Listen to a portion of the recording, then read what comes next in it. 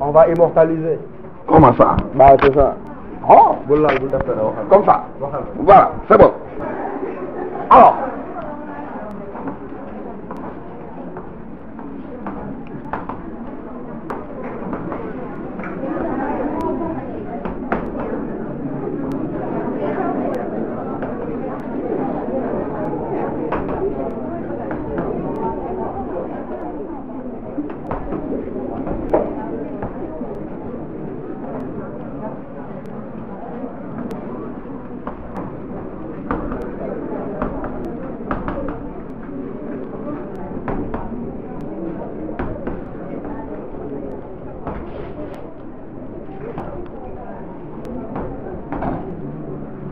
la science a fait de nous des dieux avant que nous ne méritions d'être des hommes.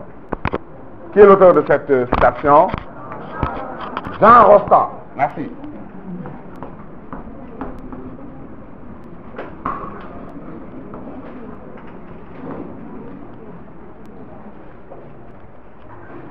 Alors, qu'est-ce que Jean Rostand a voulu réellement nous suggérer là? La science a fait de nous des dieux. Cela veut dire quoi?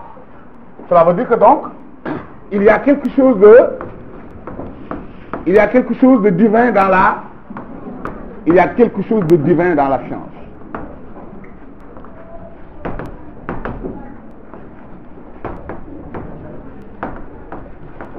Il y a quelque chose de divin dans la science. Mais ça ne s'arrête pas là. Il y a également quelque chose, avant que nous ne méritions d'être des hommes, il y a quelque chose de divin dans la science, parce que la science a fait de nous des dieux, mais avant que nous ne méritions d'être des hommes. Donc cela veut dire qu'il y a quelque chose, avant que nous ne méritions d'être des hommes. Donc il y a quelque chose d'inhumain dans la science.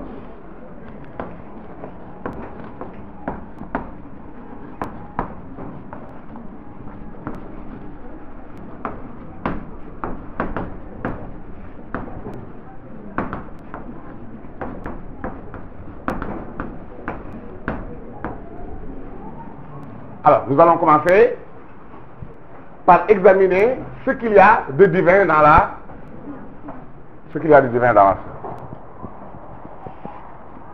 Alors, il y a quelque chose de divin dans la science au point d'attirer la jalousie des dieux sur les hommes. Les dieux sont jaloux des hommes parce que les hommes possèdent la science. Alors, cette histoire que je vais vous raconter s'est déroulée quelque part. Mais au temps du commencement. Alors, c'est quoi le temps du commencement? Le temps du commencement, c'est le temps avant que le monde ne soit monde. Alors, qu'est-ce qui s'est passé à ce temps du commencement? Dans la mythologie grecque, avant évidemment la création, pas avant la création du monde, mais disons avant que les dieux n'ordonnent le départ du monde, ils ont confié à Épiméthée. Épiméthée est un personnage de la mythologie grecque.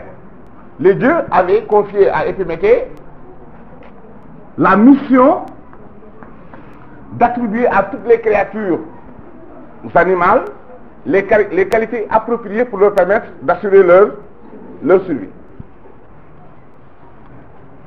Alors, Épiméthée avait dans son sac un certain nombre de qualités. Il avait des ailes, il avait des cornes, il avait des griffes, il avait des des crocs, il avait des plumes, il avait des poils, il avait des sabots.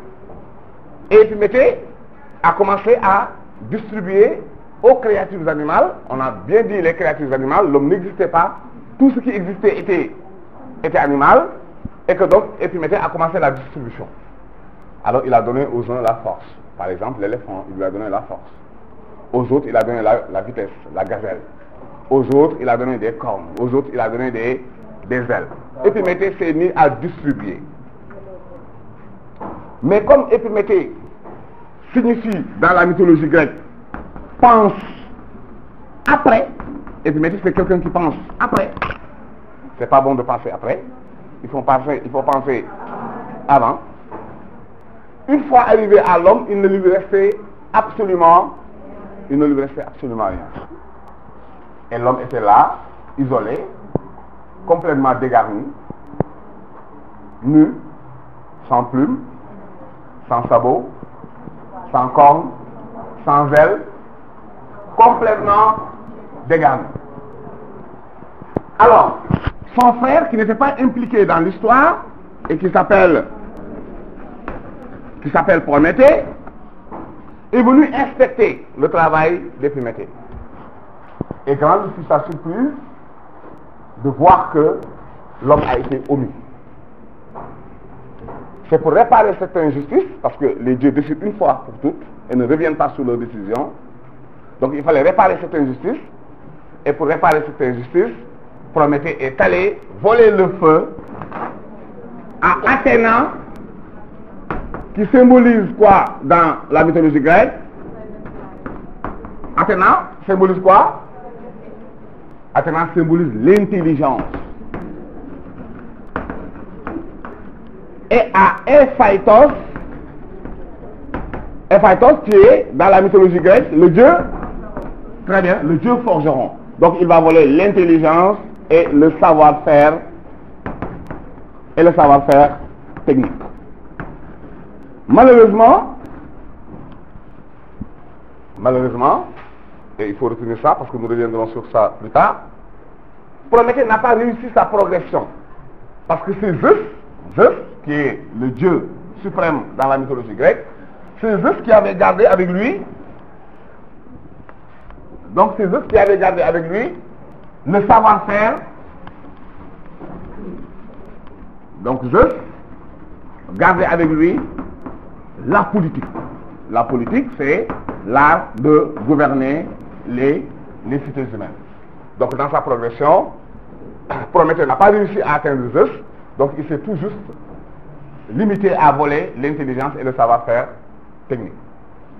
Et il est venu confier à l'homme l'intelligence et le savoir-faire technique. Alors l'intelligence c'est quoi? L'intelligence c'est tout juste la science. Et les dieux se sont fâchés. Les dieux étaient hors d'eux-mêmes lorsque Prométhée a commis ce forfait. Et qu'est-ce qu'ils ont fait, les dieux? Ils ont tout juste ligoté Prométhée sur une montagne et ont envoyé l'aigle lui picorer le cœur pour montrer à quel point les dieux étaient fâchés contre Prométhée. Mais il fallait se venger également contre l'homme. Parce qu'il avait avec lui désormais l'intelligence et le savoir-faire technique. Et comment se venger contre l'homme? Les dieux ont envoyé à l'homme Pandore. Pandore, c'est la première femme dans l'histoire de l'humanité. Donc les dieux ont envoyé aux hommes la femme. Imaginez pourquoi? Pour punir les hommes. Ils leur ont envoyé la femme.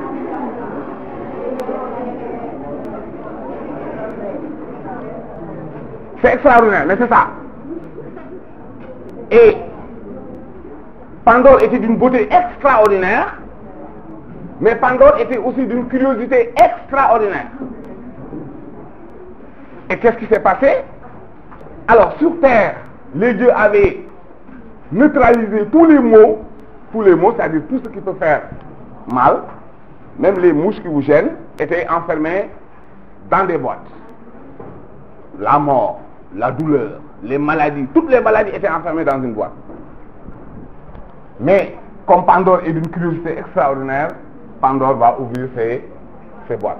C'est pourquoi en français, à chaque fois que vous entendez parler de la boîte de Pandore, la boîte de Pandore signifie la boîte des malheurs. Et depuis, l'humanité n'est plus en paix.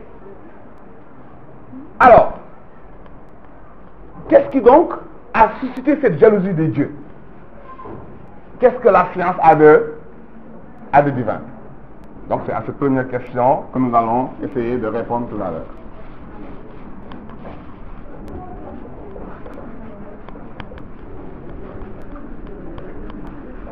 Alors, quand on parle donc de la science, là nous allons adopter une définition très simpliste. La science, c'est quoi? La science est un savoir.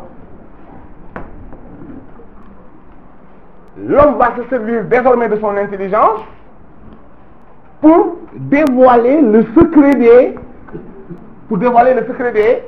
des dieux. C'est-à-dire comment les dieux ont fait quoi? Comment les dieux ont fait la nature. Comment les dieux ont fait la nature? On voit les plantes germer. Il y a un mécanisme derrière. Quel est ce mécanisme qui fait que les plantes germent? On voit les animaux se reproduire. Il y a quelque chose derrière. Quel est le secret de la reproduction? On voit le jour et la nuit se succéder. On voit les saisons se succéder. Quel est le secret qu'il y a derrière? C'est la science qui nous permet de pénétrer ce secret. Donc, quand on parle de science, qu'est-ce que ça veut dire la science? La science est tout simplement la connaissance des lois de la connaissance des lois de la nature. C'est ça la connaissance scientifique. Donc, la science nous permet de connaître les lois de la nature. Mais en quoi cette connaissance des lois de la nature est importante? En quoi est-elle redoutable? En quoi est-elle redoutable? En résumé, nous pouvons tout simplement dire que qui sait peut. Qui sait peut. Le seul gage du savoir, disait l'autre, c'est qui? Le seul gage du véritable, le seul gage véritable du savoir, le seul gage véritable du savoir est le pouvoir. Qui est l'auteur de cette formule? Paul Valéry. Merci beaucoup. Et qu'est-ce que Paul Valéry veut dire par là?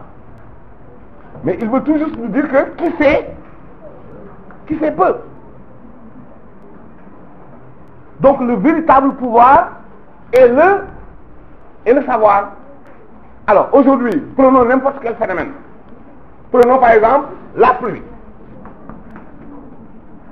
C'est un phénomène naturel. C'est un phénomène naturel. La science nous permet de comprendre le mécanisme naturel par lequel la pluie arrive à tomber. Alors, qu'est-ce que ça veut dire? Ça veut dire que donc, la science nous permet de connaître les causes ou les antécédents dont la présence entraîne nécessairement la pluie. Mais une fois que nous connaissons ces antécédents, une fois que nous connaissons ces causes, nous pouvons désormais produire la pluie. Et cela n'a rien d'étonnant que l'homme produit ce qu'on appelle des pluies artificielles.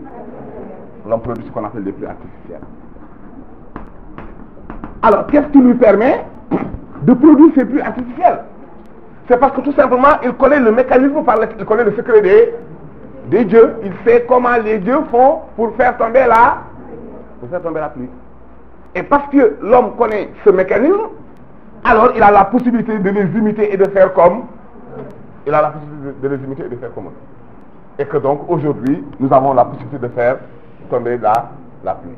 Nous n'avons pas seulement la possibilité de faire tomber la pluie. Nous avons la possibilité de faire énormément de choses. Nous savons comment les dieux ont réussi à faire voler les oiseaux. Nous le savons. Et c'est parce que nous le savons que nous avons fait voler des... C'est parce que nous le savons que nous avons fait voler des avions.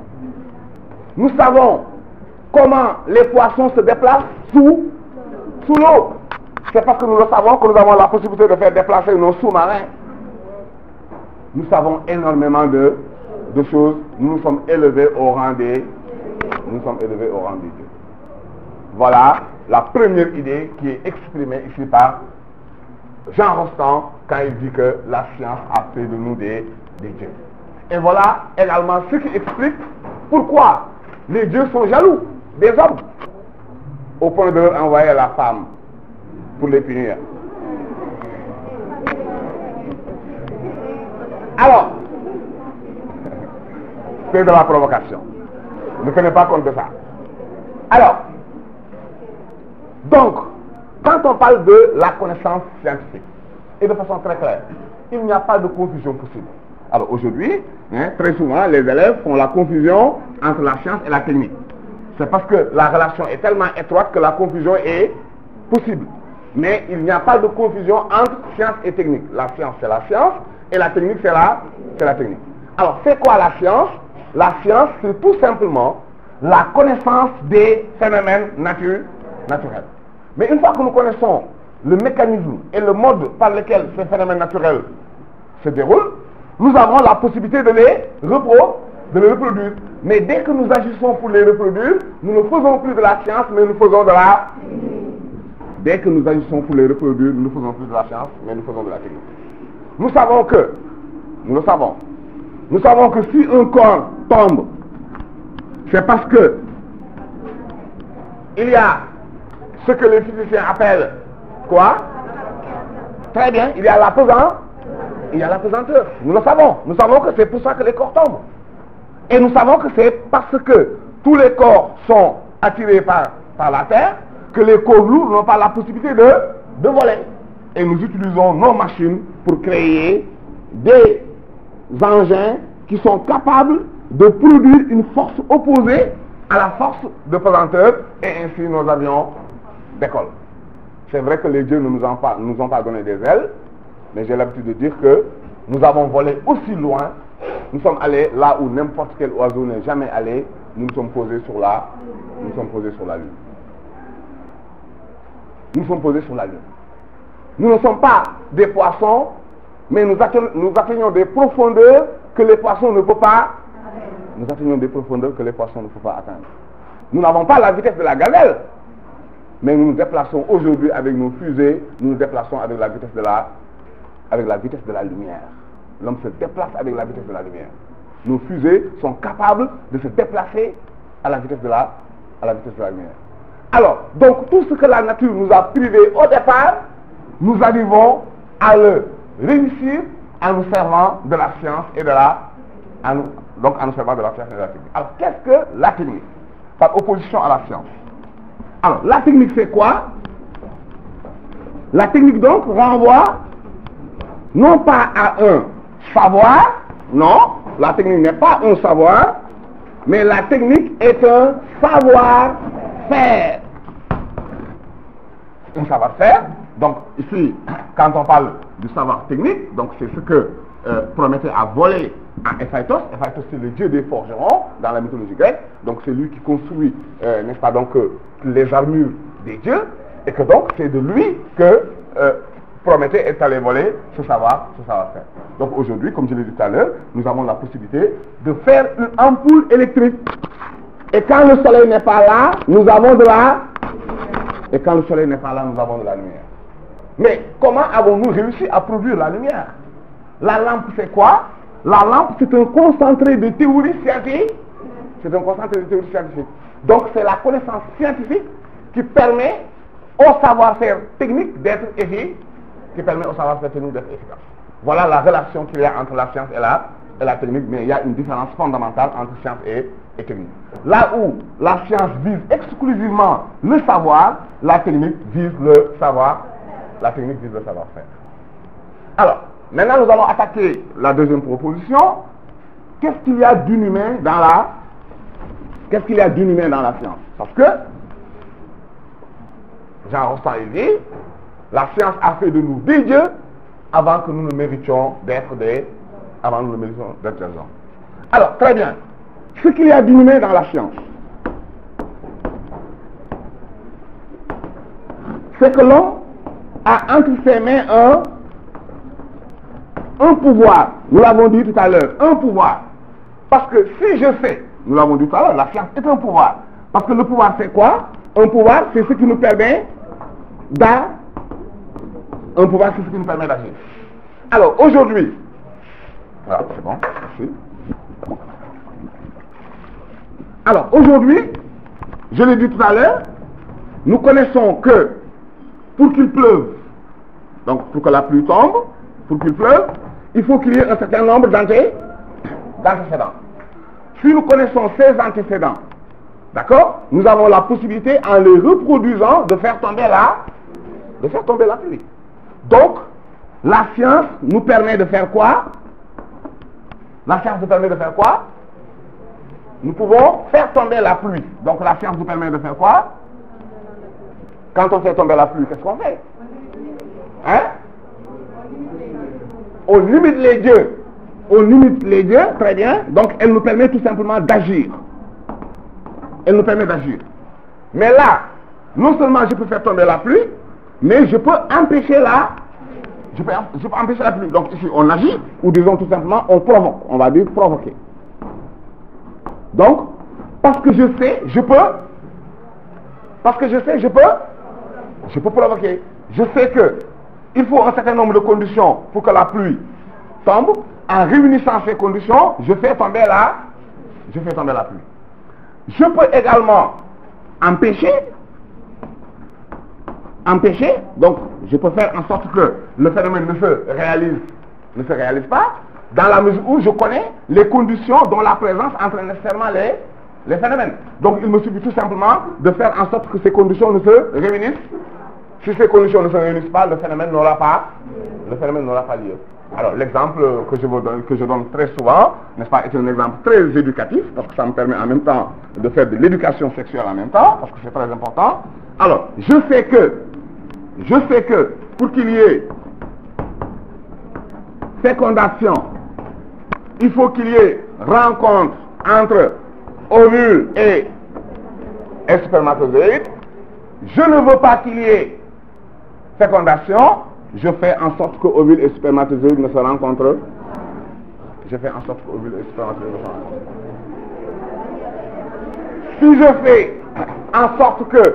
ovule et spermatozoïde ne se rencontrent pas, j'ai empêché la fécondation. Ça, je ne peux le faire que parce que je connais le mécanisme par lequel se produit la fécondation.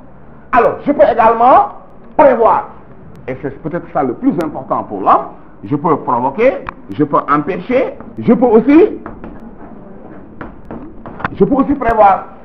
Je peux prévoir, cela veut dire quoi? Je sais que pour que tel phénomène, par exemple, prenons par exemple les tremblements de terre, les phénomènes qui embêtent le plus l'homme, tremblements de terre, volcans, etc. Je sais que pour que ces phénomènes se réalisent, il faut un certain nombre de conditions bien déterminées. Mais si ces conditions sont présentes, ou si ces conditions sont en voie de se présenter, je sais que le phénomène va suivre nécessairement. C'est pourquoi aujourd'hui, si vous regardez ce qui se passe dans les pays d'Asie, etc., on évacue les populations avant que le volcan, n'est-ce pas, donc ne se mette à gronder sur les hommes. Parce qu'on prévoit, on peut savoir, on peut mesurer aujourd'hui, n'est-ce pas, donc l'intensité du phénomène et savoir que le volcan va faire éruption dans 2 heures de temps, dans 24 heures ou dans 1 mois, etc., etc. Donc ça permet à l'homme de prendre ses dispositions et de pouvoir s'en aller avant que la catastrophe ne s'abatte sur lui. Alors, vous pouvez maintenant mesurer l'importance de ce qu'on appelle la connaissance scientifique. La connaissance scientifique nous permet de disposer d'un véritable pouvoir. Et c'est en ce sens, effectivement, que Paul Valéry nous dit que le seul gage véritable du savoir, c'est le pouvoir. Donc la science nous donne le savoir et par la technique nous disposons d'un pouvoir. Donc nous disposons d'un pouvoir pour agir sur les choses. Alors maintenant on peut revenir à cette deuxième formule et se demander véritablement qu'est-ce qu'il y a d'inhumain dans la science. Oui, ce qu'il y a d'inhumain dans la science, c'est quoi? C'est qu'aujourd'hui, ce pouvoir, l'on peut l'utiliser à n'importe quelle fin.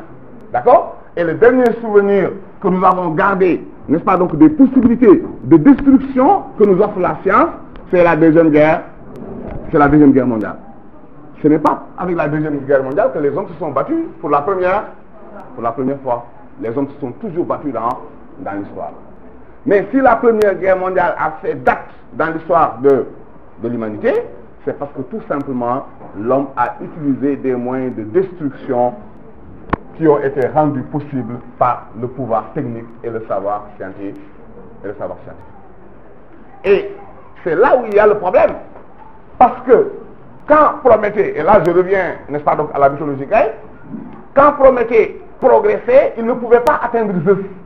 Parce que c'est Zeus qui gérait ce qu'on appelle le pouvoir le savoir-faire politique. Le savoir-faire politique, c'est quoi? C'est le fait que les hommes puissent vivre entre eux et en paix.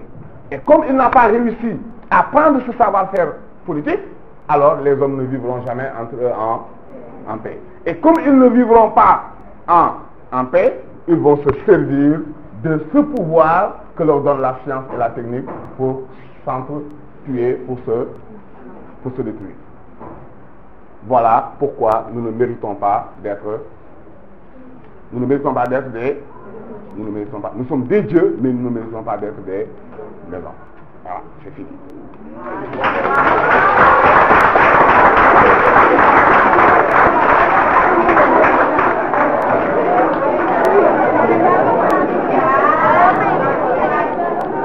Alors, bien, c'est bon?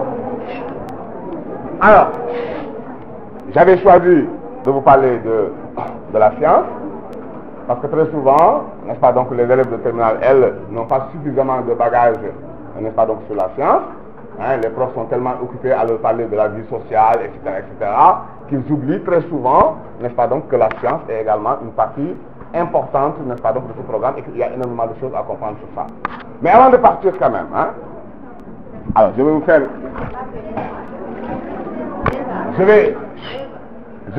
ce qu'on appelle le reste, hein.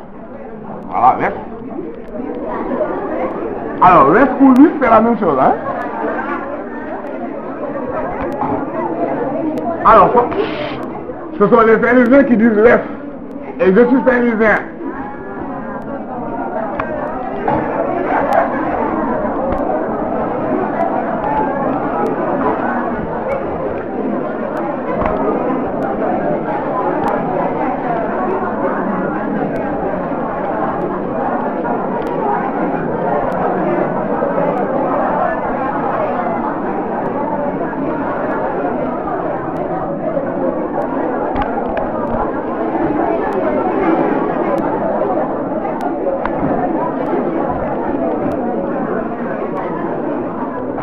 Alors, très bien.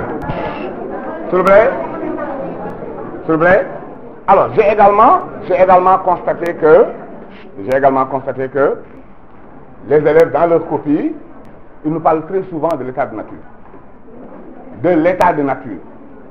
Et ils en parlent très mal. Alors, on va essayer de régler ce problème-là. D'accord? Bien. Alors,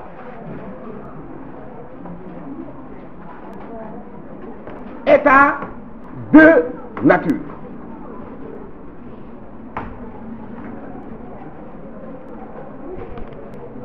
Alors, disons tout simplement que cette expression a été utilisée par la philosophie politique, particulièrement au 19e siècle. Donc, c'est la philosophie politique. Il y a une partie de la philosophie qu'on appelle la philosophie politique, c'est-à-dire la philosophie qui réfléchit sur la société, sur l'État, etc., etc. Donc, ce sont n'est-ce pas, donc, ces philosophes particuliers qui ont eu à réfléchir sur l'organisation de la société, qui ont utilisé pour la première fois le concept d'état de nature. Et pourquoi ils l'ont utilisé? C'est ça la question fondamentale. Pourquoi ces philosophes ont eu besoin de recourir à l'état de nature? C'était pour rompre avec la tradition aristotélicienne. Alors, la tradition aristotélicienne, donc c'est la tradition d'Aristote. Vous savez très bien que Aristote a régné sur le savoir de l'Antiquité à la Renaissance. Imaginez le temps qu'Aristote a mis, n'est-ce pas, donc pour, si vous voulez, régner sur l'ensemble du savoir. De l'Antiquité au Moyen-Âge, la seule référence c'est Aristote. Tellement que le philosophe avait réfléchi sur beaucoup de choses. Alors, ils ont utilisé le concept d'état de nature, c'était pour rompre avec la tradition d'Aristote. Mais avant de progresser, posons-nous la question de savoir en quoi consistait cette tradition d'Aristote.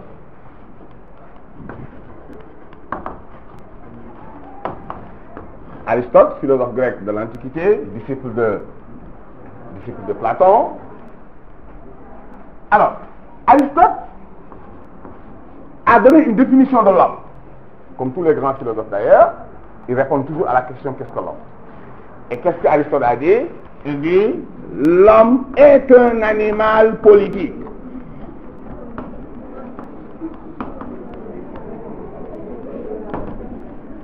Vous pouvez dire animal social, c'est la même chose.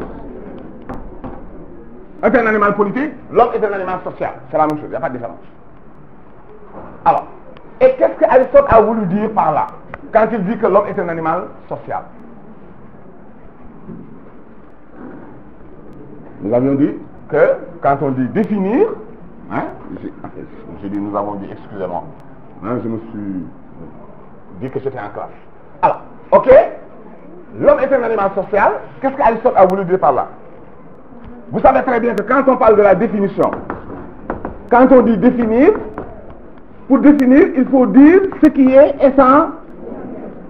essentiel. Et c'est quoi ce qui est essentiel? Ce qui est essentiel, c'est ce sans quoi la chose en question cesse d'être ce qu'elle est. C'est ça qu'on appelle essentiel. Ce qui est essentiel. Ce qui est essentiel, c'est ce sans quoi la chose cesse d'être ce qu'elle est. Et quand on a demandé à Aristote qu'est-ce qui est essentiel en l'homme, au point que sans cette chose, il cesse d'être un homme, Aristote dit la société.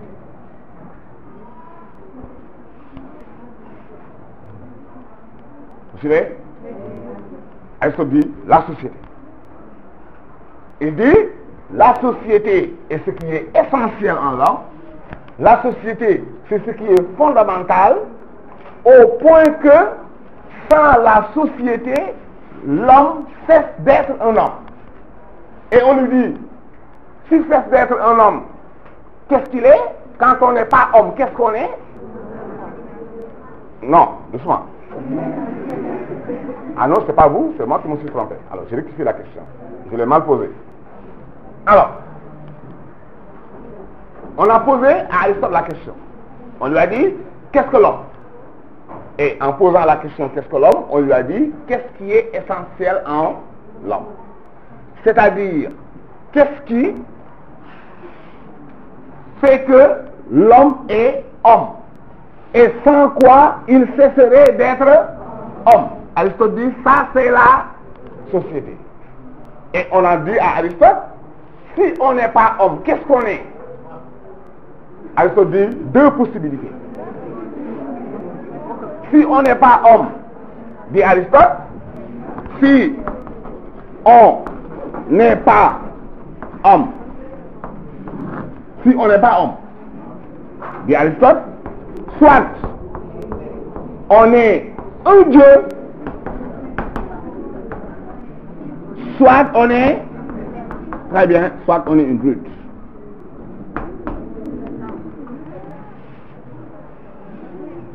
Aristote dit, soit on est homme, soit on est Dieu, soit on est brute. Et qu'est-ce qu'Aristote a voulu dire par là? Si on est Dieu, qu'est-ce qu'on est? Quelle est la marque essentielle de Dieu? La marque essentielle de Dieu, c'est l'autosuffisance. C'est ça la marque essentielle de Dieu. C'est l'autosuffisance. Autosuffisance, qu'est-ce que ça veut dire? Cela veut dire qu'il n'a besoin de personne d'autre pour exister. Est-ce que je me fais comprendre? C'est ça un Dieu.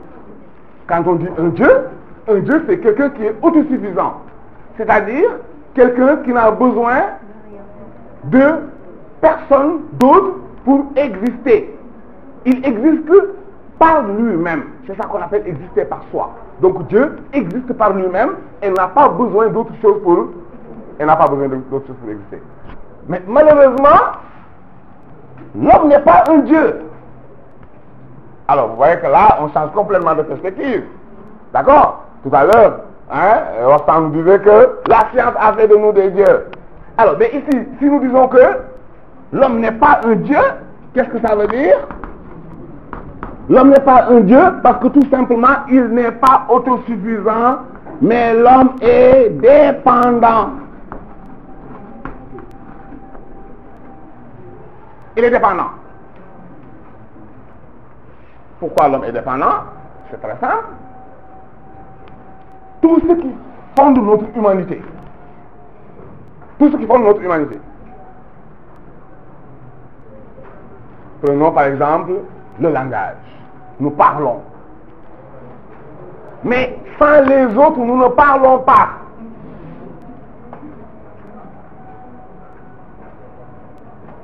Parce que le langage n'est pas génétique, c'est pas quelque chose qui est dans nos gènes. Le langage s'apprend. Nous apprenons à parler. Et c'est à travers les autres que nous apprenons à parler. C'est avec les autres que nous apprenons également tout ce qui fonde notre humanité.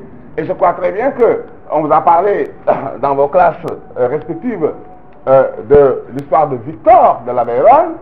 Victor qui a été abandonné dans la forêt et qui a été retrouvé, qui a été abandonné à l'âge de 3 ans, entre 3 ans et 4 ans, et qui a été retrouvé 11 ans plus tard. Victor n'a pas développé le langage. Il ne parlait pas. Victor ne parlait pas. Victor n'était pas un homme, tout simplement, parce qu'il ne réfléchissait pas. Son coefficient intellectuel était inférieur à celui d'un enfant de 2 ans. Victor ne pensait pas.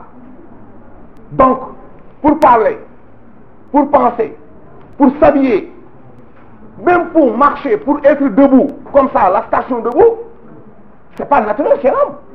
L'enfant apprend à marcher. Il lui faut tomber combien de fois avant de se redresser? Et pourquoi il fait autant d'efforts pour se redresser encore à nouveau quand il se fait mal en apprenant à marcher? Mais c'est parce qu'il voit que tout le monde est debout. Et il ne conçoit pas que lui, il reste par terre. C'est aussi simple que ça. Alors, cela veut dire quoi? Cela veut dire quoi? Cela veut dire que pour être homme, nous dépendons des autres. Cette qualité d'être homme n'est pas une qualité inhérente à notre nature, mais c'est une qualité acquise. C'est par l'apprentissage que nous devenons ce que nous sommes aujourd'hui. Et que donc, sans les autres, on ne l'est pas. Mais Dieu n'a pas besoin d'un autre pour être Dieu. Ces qualités, il les porte en lui-même. Alors que nous, notre qualité d'humanité, nous ne la portons pas en nous-mêmes, mais c'est dans la relation que nous entretenons avec les autres que nous parvenons à acquérir ces qualités. Et Aristote dit que nous sommes alors des animaux sociaux. Ce qui fonde notre identité, c'est la société. Et sans la société, nous ne sommes pas hommes. Voilà le sens que Aristote donne à animal social. Alors, on n'est pas des dieux, parce que on est dépendant, nous ne sommes pas autosuffisants comme Dieu. Et si on n'est pas Dieu, on est brut. On est brut, qu'est-ce que cela veut dire? Ça veut dire que si on vit en dehors de la société, soit on est un Dieu, soit on est une brute. Et la brute, c'est l'exemple de Victor. Victor qui a évolué en dehors de la société est une brute. Victor n'est pas un homme. Mais ce n'est pas seulement que Victor ne soit pas homme, mais il n'est pas animal non plus. Ce n'est pas parce qu'on n'est pas homme qu'on est animal. Parce que la qualité d'être animal est une qualité inhérente à l'animal.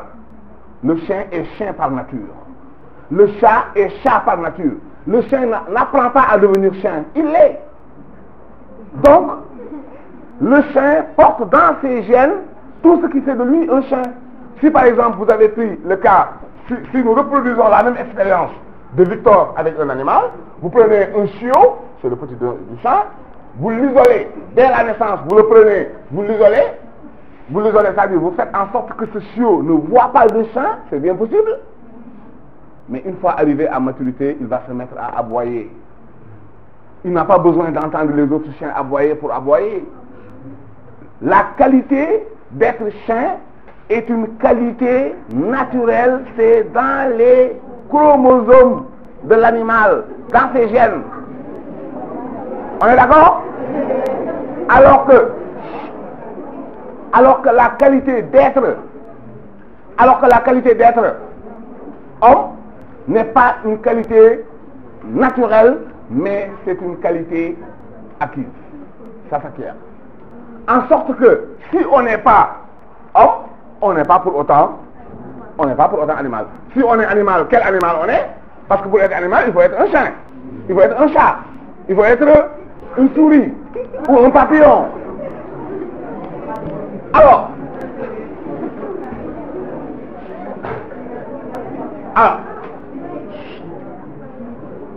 très bien. Voilà, donc c'est réglé. Alors, dit Aristote, l'homme est un animal social. Et on comprend maintenant ce qu'Aristote a bien voulu dire quand il dit que l'homme est un animal social. Mais Aristote ne s'arrête pas là. Parce que quand Aristote dit que l'homme est un animal social, ici Aristote dit que la société est naturelle. Voilà ce qu'Aristote dit. Il dit que la société est naturelle. Qu'est-ce que ça veut dire que la société est naturelle? Aristote veut dire tout simplement par là que, et son argumentation est logique, il dit que la société est un tout. L'individu, la société est un tout, l'individu est la partie. D'accord? L'individu est la partie. Alors, c'est comme si je disais, le bras est une partie du corps. Le corps est un tout, la tête est une partie du corps. Alors, la société est un tout, l'individu est une partie. Et Aristote dit, c'est logique, parce que la partie ne vient pas avant le tout. Aristote dit que la partie ne vient jamais avant le tout. Alors qu'est-ce que ça veut dire que la partie ne vient jamais avant le tout? Aristote dit, si nous considérons que le corps humain est un tout, alors au moment de la formation du corps humain, la tête ne se forme pas, ensuite un bras se forme, ensuite un autre se forme. Non, Aristote dit non, c'est pas possible. Donc Aristote dit que c'est le tout qui vient avant la partie. Donc c'est d'abord un ensemble compact qui est là, et dans cet ensemble compact se forment les différentes parties. Et que donc de ce point de vue, Aristote dit que quand il dit que la partie ne peut pas venir avant le tout, Aristote refuse de concevoir des individus qui existeraient indépendamment d'une société. Donc c'est la société qui existe et les individus sont dans la société. Mais jusqu'à présent, ce n'est pas ce qui gêne dans la pensée d'Aristote. Alors, de la même façon qu'Aristote donne une justification naturelle de la société, il va donner également une justification naturelle de l'esclavage. Alors, qu'est-ce qu'Aristote a dit en plus? Non seulement il dit que l'homme est un animal social, un animal politique, mais il dit les uns naissent pour commander et les autres pour obéir. Voilà ce qu'Aristote dit. Il dit les uns naissent pour commander et les autres pour obéir. Cela veut dire que toute la logique de la théorie d'Aristote est une logique naturelle, naturaliste si vous voulez. Non seulement la société est naturelle, mais c'est la nature elle-même qui choisit les chefs et les esclaves. Et Aristote dit, si vous doutez de ce que je dis, dit Aristote, regardez un groupe d'enfants jouer, dit Aristote. Il dit, si vous avez un groupe d'enfants qui jouent, Aristote dit, mettez-vous à l'écart et regardez-les jouer. Aristote dit que vous verrez tout de suite que parmi ces enfants, un va s'imposer comme le chef.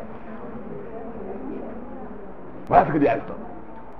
Il dit, parmi ces enfants, si vous les regardez jouer, si vous vous cachez, vous les regardez jouer, Aristote dit, parmi eux, vous verrez un d'entre eux qui va se lever et qui sera le chef, qui va dominer le groupe et qui va donner des ordres aux autres.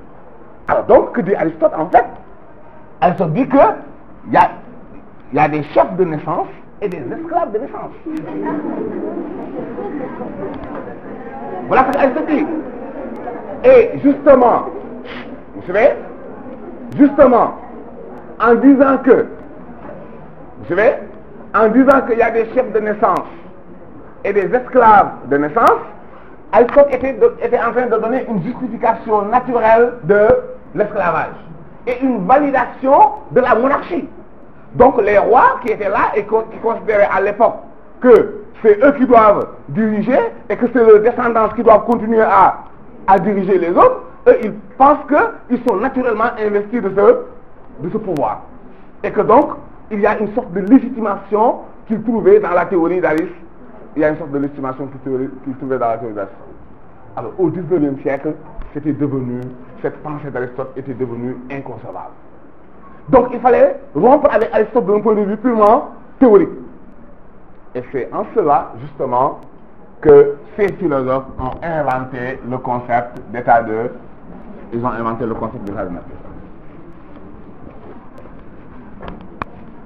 Et qu'est-ce qu'ils entendent par état de nature?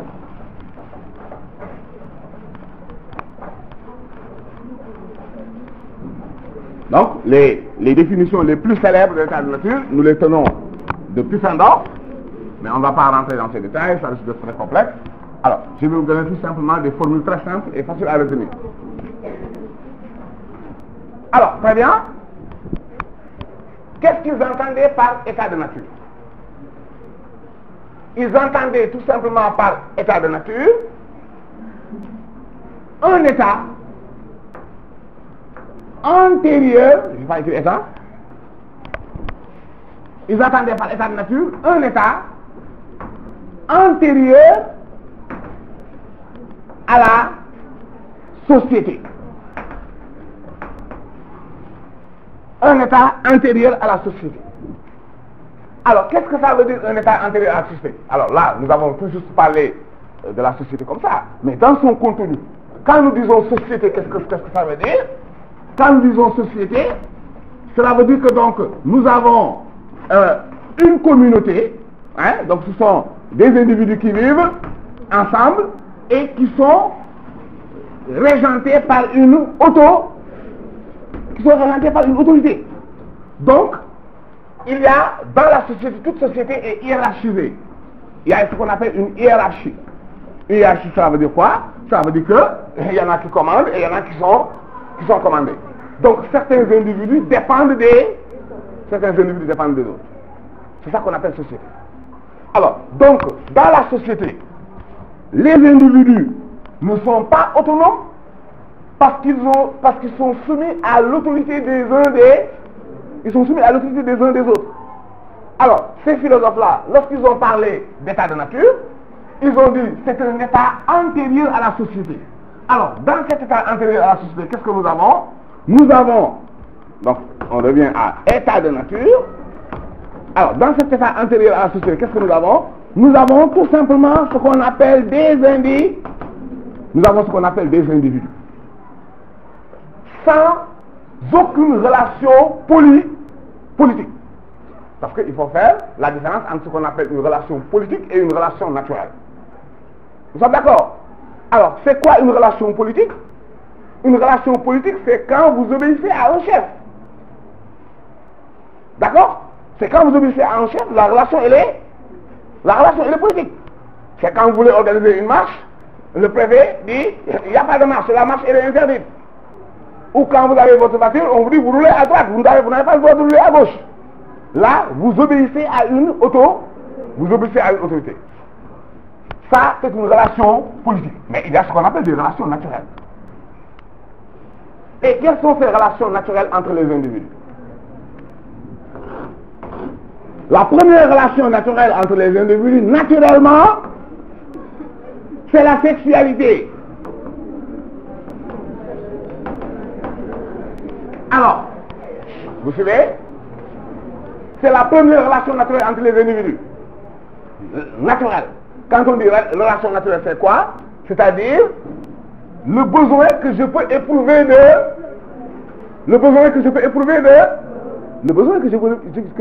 l'autre. Et il faut faire très attention avec avec la sexualité, parce que quand on en parle, bien sûr, très souvent, ça crée un certain nombre de frictions, alors que tous les grands, la pensée moderne, aujourd'hui, cette pensée moderne s'articule essentiellement autour de la sexualité. Si vous lisez Freud, il ne vous dira pas autre chose. Si vous lisez Lévi-Strauss, c'est exactement la même chose qu'il va vous dire. Parce que, pour réfléchir, vous savez, pour réfléchir sur l'origine de la société, Lévi-Strauss va nous dire que c'est sur ce terrain-là que va s'opérer la révolution avec ce qu'il appelle la prohibition de l'inceste. Alors, c'est quoi la prohibition de l'inceste? Pour être très direct, la prohibition de l'inceste, c'est quand le père dit je n'entretiens plus de relations sexuelles avec ma fille. C'est quand la mère dit je n'entretiens plus de relations sexuelles avec mon garçon. C'est quand le frère dit je n'entretiens plus de relations sexuelles avec ma soeur. C'est ça la prohibition de l'inceste. C'est pas autre chose. C'est ça la prohibition de l'inceste. Alors, cela veut dire donc que la relation naturelle qui existe entre les individus à l'état de nature, c'est-à-dire le besoin que je peux éprouver pour aller vers l'autre, ce besoin-là est un besoin sexuel. Alors, en dehors de ce besoin sexuel, l'autre relation naturelle qui existe, c'est tout simplement la relation qu'il y a entre la mère et l'enfant.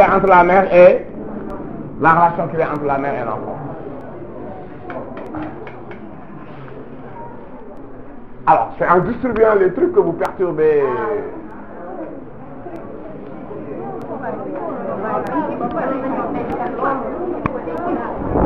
J'en profite pour fumer une cigarette, moi.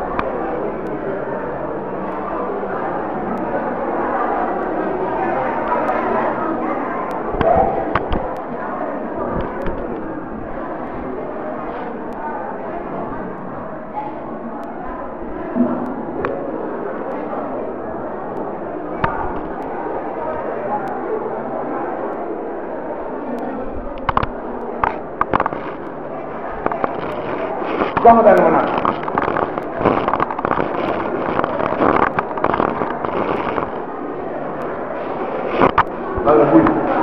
Ban la buy.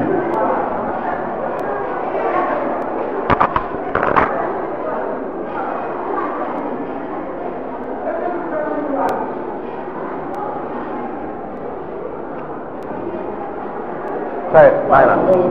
Non, day bare. waaw waaw dafa métti waaw. ah mais su fekkee dama yàkkamti dama bëggoon dóor rek dem. dama yàkkamti instant bii.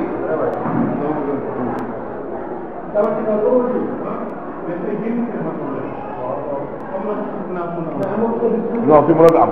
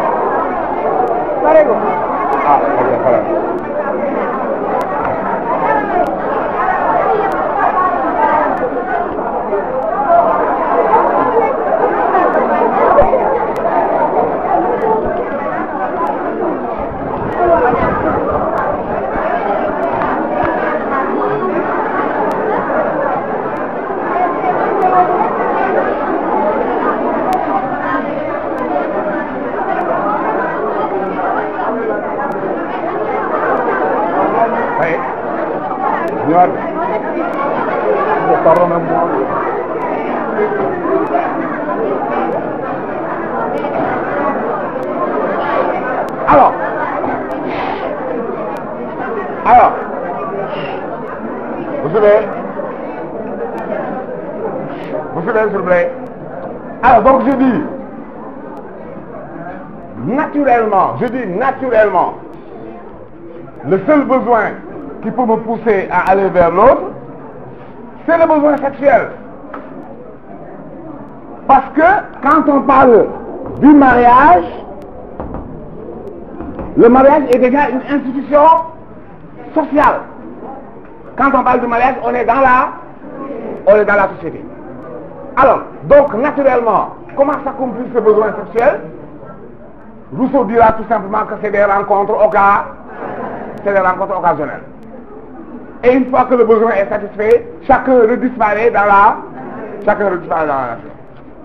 Donc, le seul lien durable, c'est la relation qu'il y a entre la mère et l'enfant.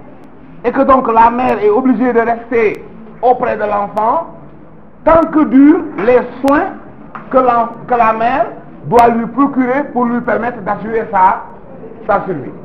Mais sitôt que l'enfant est en âge de se prendre lui-même en charge, il prend son indépendance il prend son indépendance naturelle. Donc, ce qui caractérise les individus à l'état de nature, c'est quoi? C'est tout simplement la solidité. Non, c'est la... C'est la solidité.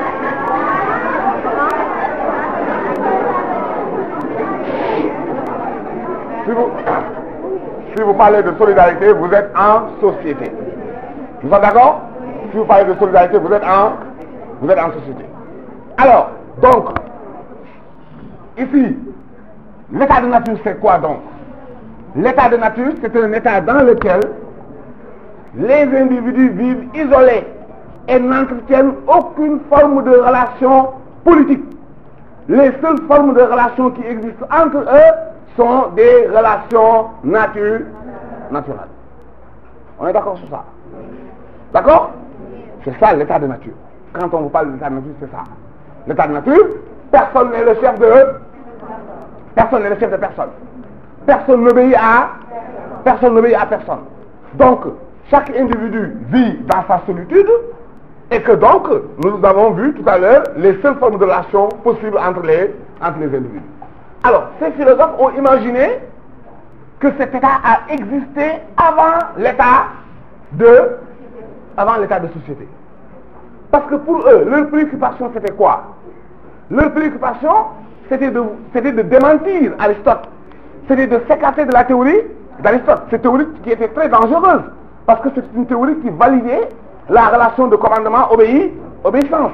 Qui faisait des chefs de naissance et des esclaves de naissance. Il fallait rompre avec cette tradition aristotélicienne.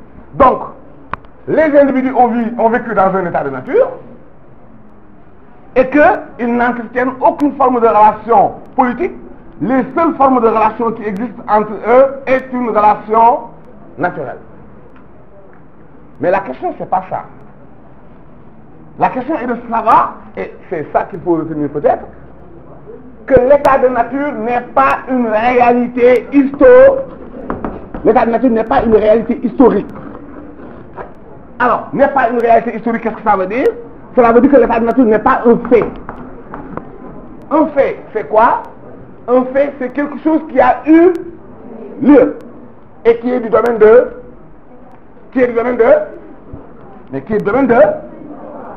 l'histoire. L'histoire nous raconte des événements passés, mais ces événements ont bel et bien eu lieu. Et qu'est-ce qui permet à l'historien de nous raconter ces événements? C'est tout simplement parce que quand on parle du passé, le passé ce n'est pas quelque chose qui n'existe plus. Le passé existe par les traces. Est-ce que je me fais comprendre? Le passé, ce n'est pas quelque chose qui n'existe plus dans l'absolu. Mais c'est quelque chose qui existe par les traces. Et l'historien, c'est quelqu'un qui va à la recherche des traces. Et quand il accumule les traces, il pourra dire maintenant que, oui, à telle période, à telle autre période, il y avait eu ça, il s'est passé ceci, cela. Et il pourra le démontrer en disant, voilà les vestiges, c'est-à-dire, voilà les traces qui permettent d'attester que ce phénomène a bel et bien existé. Mais quand on parle de l'état de nature, encore une fois de plus, il n'existe aucune communauté humaine. Ça n'existe pas.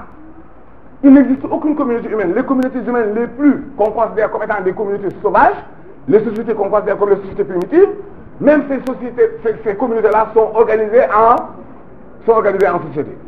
Donc on n'a jamais rencontré des individus qui vivent isolés dans la nature sans en tenir aucune forme de relation. Ça n'existe pas. Et comme ça n'existe pas, l'histoire ne peut pas en parler. Alors qu'est-ce qui en parle? C'est tout juste le philosophe. Et le philosophe, il en parle en faisant fonctionner son imagination. C'est ça qu'on appelle l'imagination philosophique.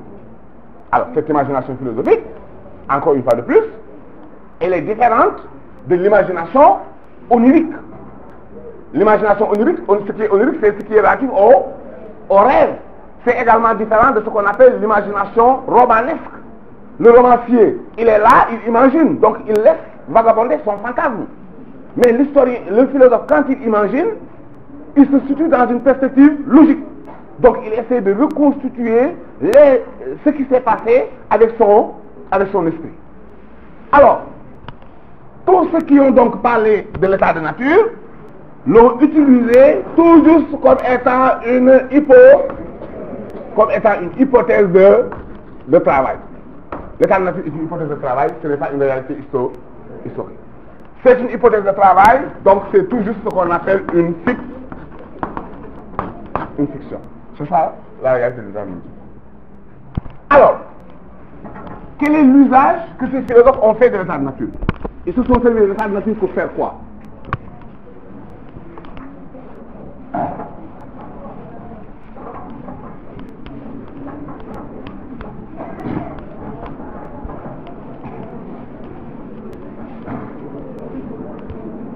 Alors, très bien. Vous savez, ils se sont servis de l'état de nature pour comprendre qu'est-ce qui a pu amener les hommes à vivre en société. C'est ça. Ils se sont servis de l'état de nature pour savoir qu'est-ce qui a pu amener les hommes à vivre en société. Mais le problème c'est quoi? Le problème c'est que quand ces philosophes-là parlent de société, ils ne parlent pas le même langage. Et que donc ils sont obligés d'orienter le contenu de l'état de nature en fonction de l'idée qu'ils se font de la société. Alors si vous prenez par exemple un philosophe comme Thomas Hobbes,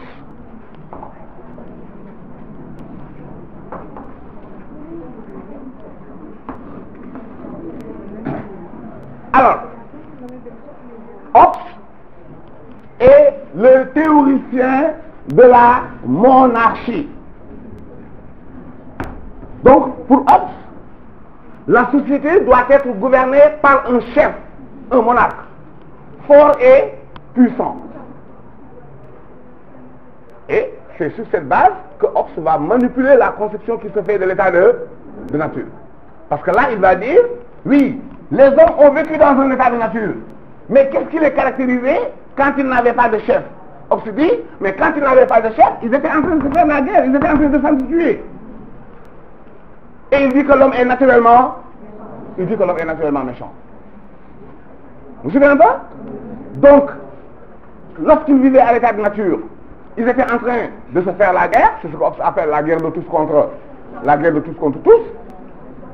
Ils étaient en train de s'entretuer, et justement, parce que l'homme est intelligent, qu'il va se dire que maintenant, cette guerre n'arrange personne. Alors, les hommes ont décidé de signer ce que Hobbes lui-même appelle un pacte social. Et le pacte, c'est quoi? Le pacte, c'est tout simplement un contrat que les hommes vont signer. Et dans ce contrat, qu'est-ce que les hommes vont dire? Ils vont se dire, mais écoutez, étant donné que nous sommes en train de nous faire la guerre, nous sommes en train de nous entretuer, et cette situation n'arrange personne, alors cela n'arrange personne. Parce que quand on dit l'homme est intelligent, on se dit que l'homme est intelligent, donc il a la raison à l'état de nature, donc il est capable de calculer, alors les hommes vont se dire que si on continue à s'entretuer comme ça, nous courons à notre perte. Donc il faut mettre un terme à cette guerre. Alors, au moment où ils ont signé le contrat, ils ont dit quoi les hommes? Ils ont dit, ben ok, maintenant ce que nous allons faire, nous allons nous dessaisir, donc chacun va laisser tomber sa liberté naturelle et va se soumettre à l'autorité du monarque. Tout ce que nous lui demandons en retour, c'est de nous assurer la paix et la sécurité. Et il décide de lui obéir. Et tous les droits reviennent à ce monarque, donc le monarque qui n'a que des sujets. Alors Hobbes a théorisé ici ce qu'on appelle la monarchie. Mais Rousseau, Jean-Jacques,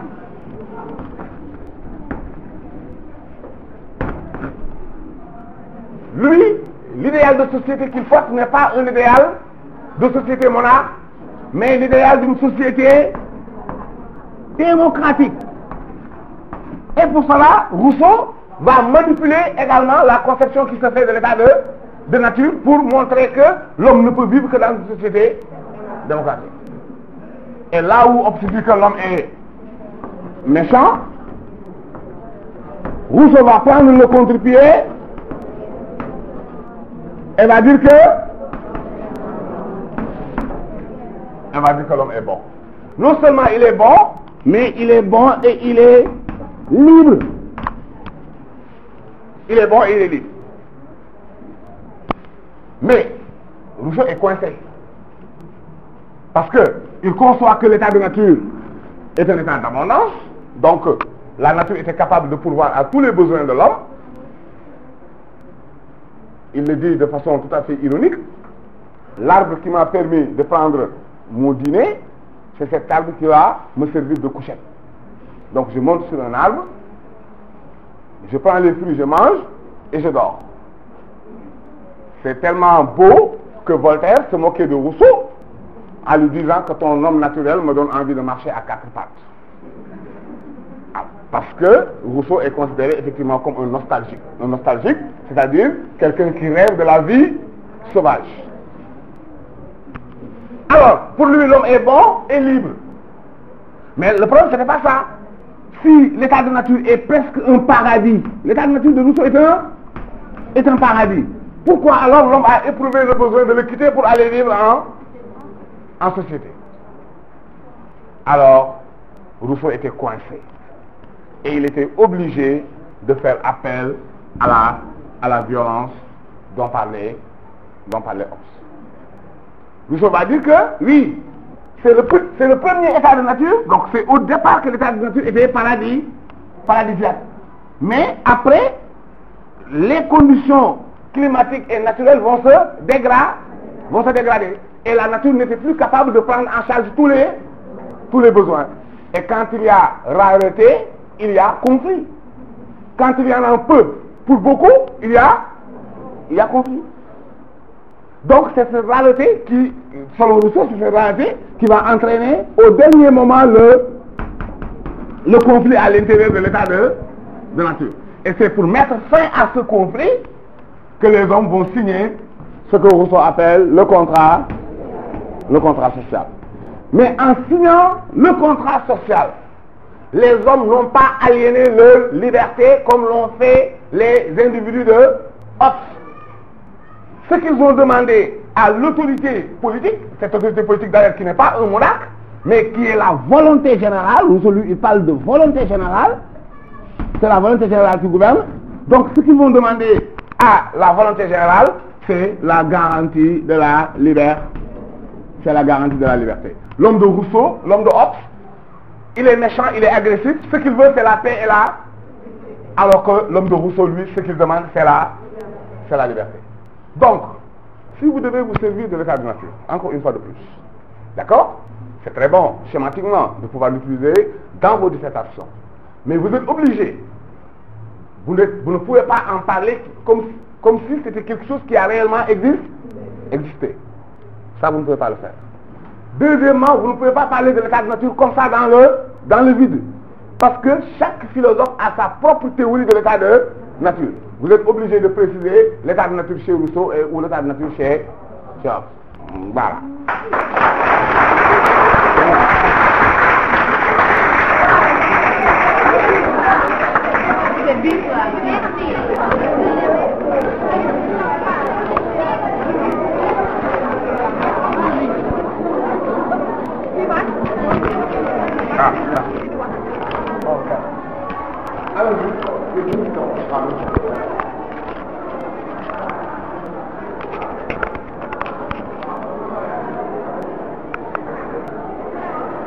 Oui, Baba Sagna, bon, tey moo nekk première journée de synthèse bu philo bi, bon, ñu bëggoon xam sa xalaat, bon, loo gisee journée de synthèse ak yan enseignement ngay tiré ak yan conséquences nga ci gis quoi ci journée de synthèse bi tey bi quoi. waaw mais ginnaaw bi ñu sant yàlla ñu ngi sant maanaam ñëpp nga xam ne jàpp nañ ci journée bi pour mu mën a réussir nii daal ndax ñu sant ci suba ba léegi bon liñ fi def daal yaakaar naa ne daf ñu jëriñ ndax ba ñu commencé jàng philosophie ba léegi am na ay notion yoo xam ne jot ñu ko ci woon jàpp te tey permettre na ñu jàpp ko daal mais daal li am solo bu am solo mooy ñun ñëpp ñu fi daje dañuy sant yàlla di sant tamit monsieur Ciss di sant yéen ñi nga xam ne ñun ñëpp yéen a jàpp ci mbir bi pour lépp li nga xam ne dañ koy wut ci bac bi ñu am ko incha allah. incha allah merci Baba Sagna. quelques mots pour la journée tey bon loolu jël journée tey. Bah écoutez, moi je suis particulièrement séduit, non seulement par la mobilisation des élèves, mais par le devoir de reconnaissance de leurs aînés. Parce que j'ai vu que l'organisation a été assurée par des élèves qui ont déjà eu le baccalauréat et qui sont de l'autre côté. Ils pouvaient se dire que nous avons notre baccalauréat et c'est fini, mais aujourd'hui j'ai vu qu'ils se sont mobilisés